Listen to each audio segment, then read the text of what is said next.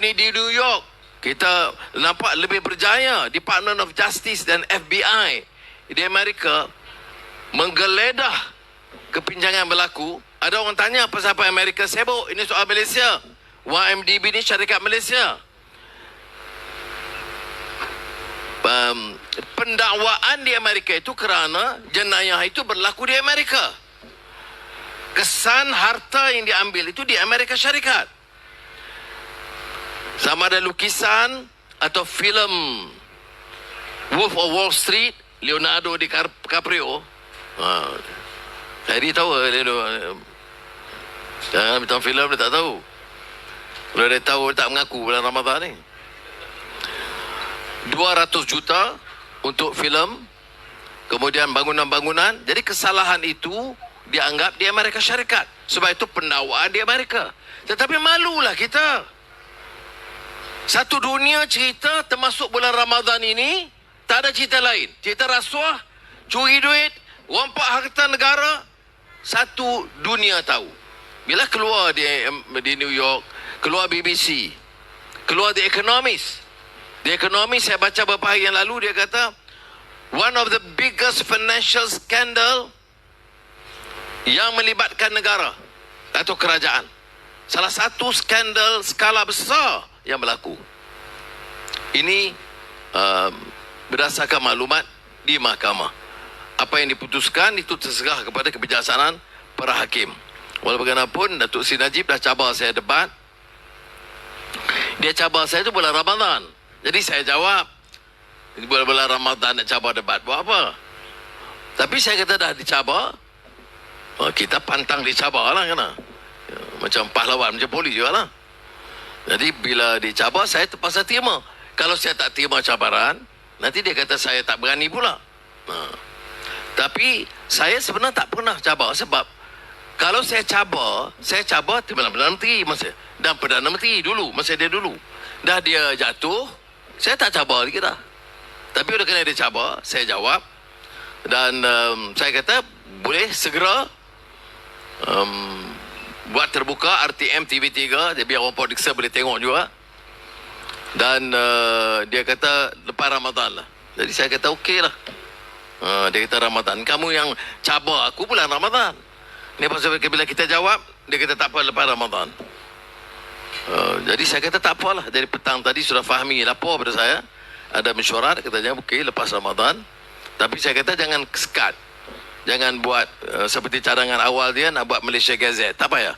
Biar panggil Sinar ke RTM ke TV3 ke Sinar ke siapa pun, ya, biar ada maklumat sampai kepada rakyat. Itu mengenai debat. Jadi betul lah, saya ada hikmahnya juga. Tak payah saya tumpu itu, kita tumpu baca Quran, ulang kaji dan sebagainya, ya. Dan supaya ibadah Ramadan itu dapat kita tingkatkan ke darjat apa? Darjat takwa. La'allakum tattaqun.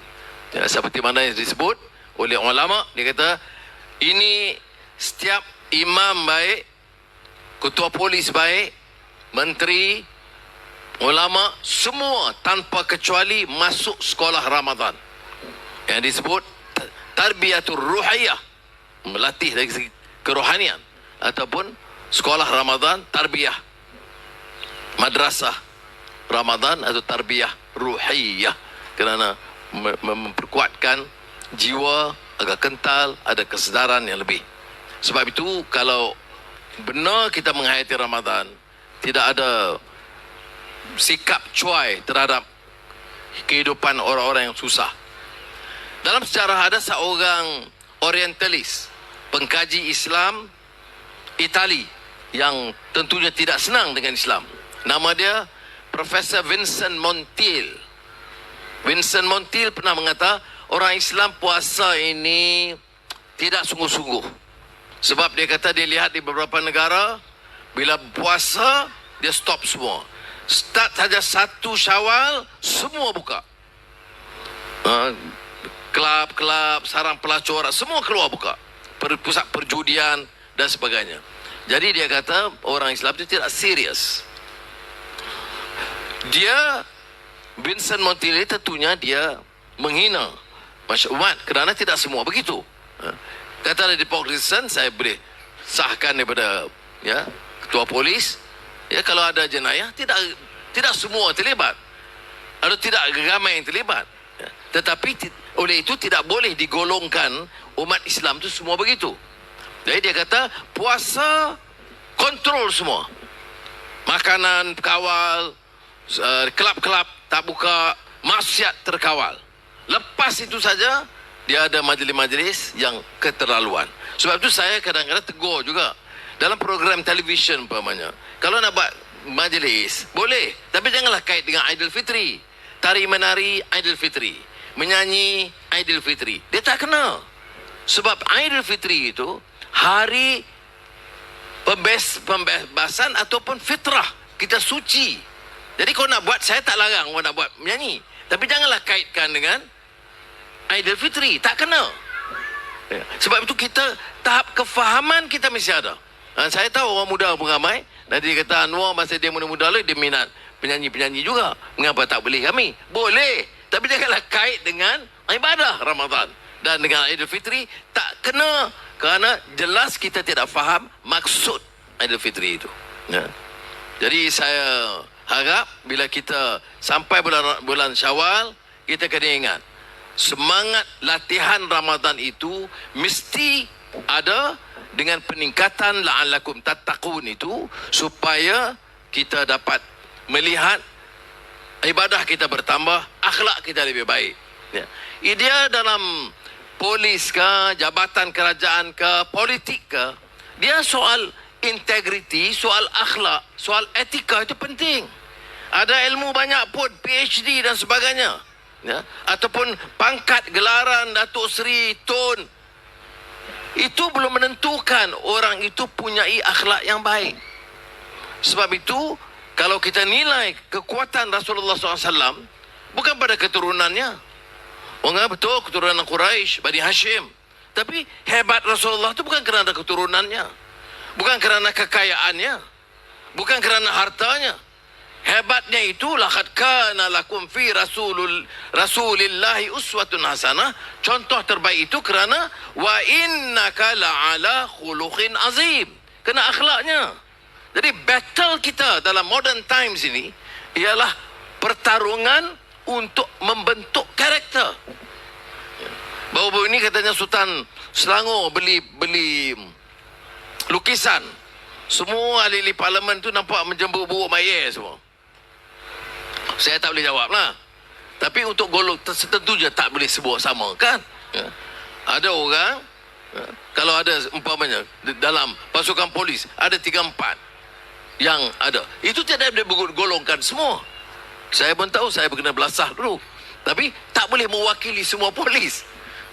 Kerja 1-2 orang itu hadap hukuman. Macam itu juga orang politik. Tidak semua.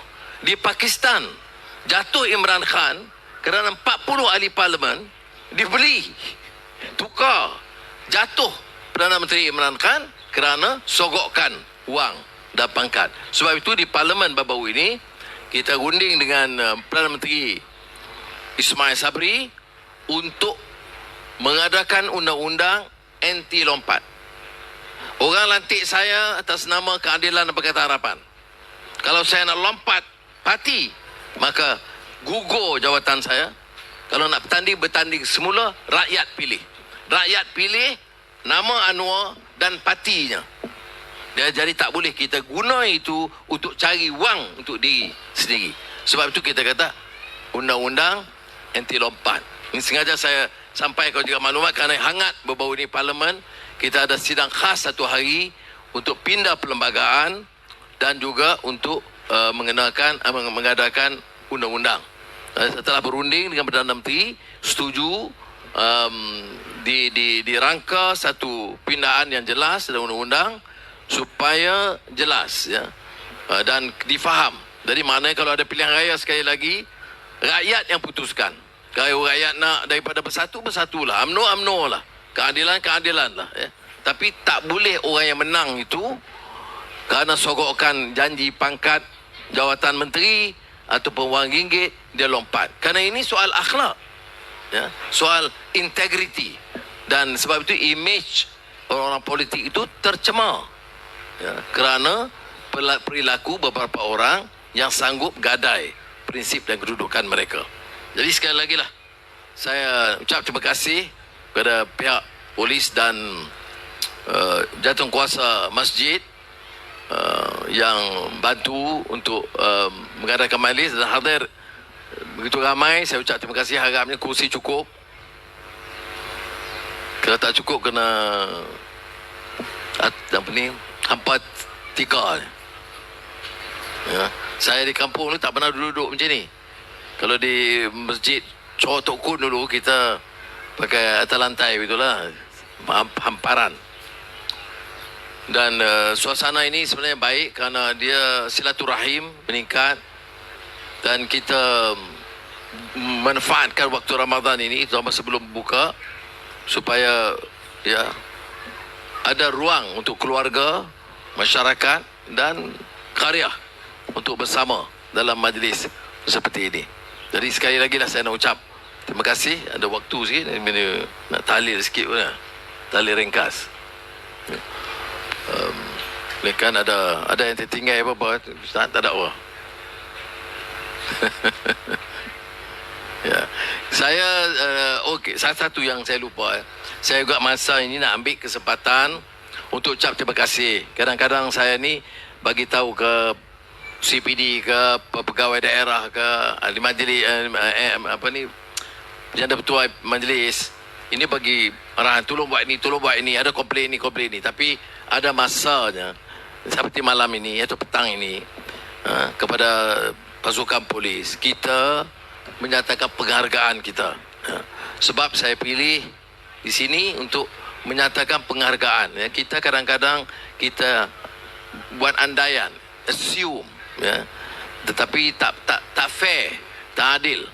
Kalau kita minta orang bantu kerja dan kadang-kadang kerja lebih daripada yang sepatutnya, tapi kita tak tunjuk kesediaan kita untuk menyatakan penghargaan, jazakumullah khairan kathiran, penghargaan setinggi-tingginya kepada orang yang membantu berkhidmat. Sudah bayangkan kalau kita tutup 2 hari pejabat polis Port Dickson, katalah bayangkan 2 hari tutup, bagi cuti semua, ketuanya, timbalan, semua kita bagi cuti. Saya ingat huru hara juga, Tuan-tuan, kita bagi maklumat 1 Mei, 1 dan 2 Mei kita bagi cuti kepada semua anggota polis Port Dickson. Saya ingat tak terkawal kita. Jadi selalu kita bayangkan begitu. Hospital begitu juga. Katalah hospital, semua kaki tangan boykot, tak masuk hospital 2 hari. Jadi sebab itu mesti ada sikap sesiapa saja, sama ada wakil rakyat atau pemimpin, menunjukkan penghargaan bahawa tidak boleh negara itu terurus kalau tidak ada kerjasama dan muafakat bersama.